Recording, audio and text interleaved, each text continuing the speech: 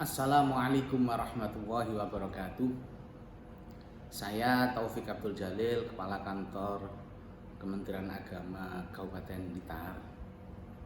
Dengan ini perlu kami sampaikan bahwa apa yang disampaikan oleh Gus Yakut, Menteri Agama Republik Indonesia berkaitan dengan Surat Edaran Nomor 5 tahun 2002 mengenai pengaturan penggunaan pengeras suara di masjid dan musola.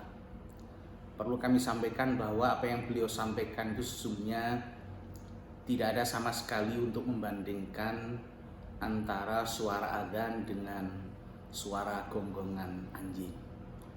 Itu adalah sekedar contoh bahwa kita semua akan merasa terganggu kalau ada suara yang tidak sesuai dengan kehendak kita, apalagi itu dengan suara yang keras.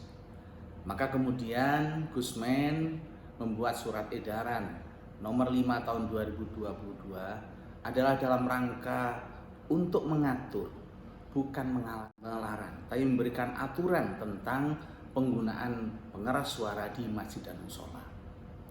Apa yang dilakukan oleh Gus Menteri itu sesungguhnya tidak jauh beda dengan apa yang dilakukan oleh pemerintah Saudi Arabia sekian tahun yang lalu. Yang saya ingat waktu itu pemerintah Saudi Arabia memberikan batasan penggunaan pengeras suara di masjid. Seingat saya bahwa semua masjid pengeras suara dikurangi sampai dengan 60%. Itu dilakukan oleh pemerintah Saudi Arabia dalam rangka untuk mengurangi tanda kutip kebisingan, suara yang terlalu keras dari pengeras yang ada di masjid-masjid di Arab Saudi yang waktu itu berlomba-lomba untuk suaranya dikeras-kerasnya. Nah, jadi yang dilakukan oleh Gus Menteri itu sesungguhnya tidak jauh beda dengan itu.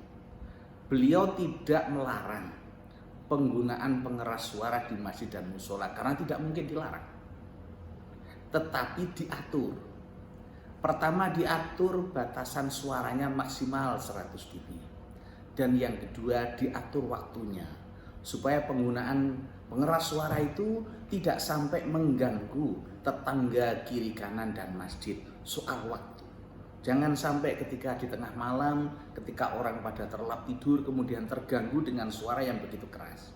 Sehingga peraturan nomor 5 ini sesungguhnya bukan melarang penggunaan pengeras suara, tapi untuk mengatur baik soal tingkat keras suaranya dan yang kedua penggunaan waktunya sebagai bagian dari bagaimana kita menerapkan toleransi intern dan antar umat beragama supaya di tengah-tengah heterogenitas masyarakat Indonesia dari segi agama itu kita tetap sangat kondusif, suasana tetap nyaman di antara keberagaman masyarakat. Saya kira itu komentar yang bisa kami sampaikan. Mudah-mudahan ada manfaatnya. Terima kasih. Mohon maaf. Akhirul kalam. Wallahul muwaffiq ila aqwamit thoriq. Assalamualaikum warahmatullahi wabarakatuh.